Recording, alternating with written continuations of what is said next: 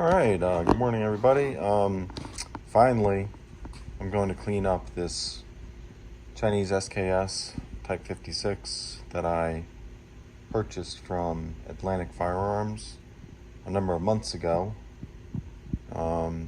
Just been real busy with other things, but well, I have some downtime, so I'm going to take advantage of it and get this all cleaned up.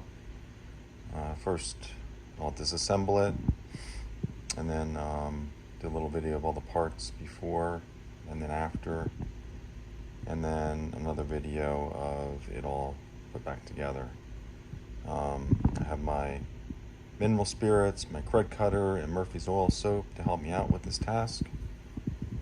And you can see it's got a lot of cosmoline to be removed. I'm really curious to see how this rifle's going to look all cleaned up. It's pretty well preserved, I must say, with all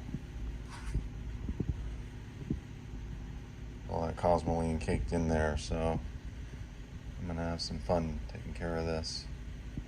So anyway, that's it until the next video. Thanks for watching.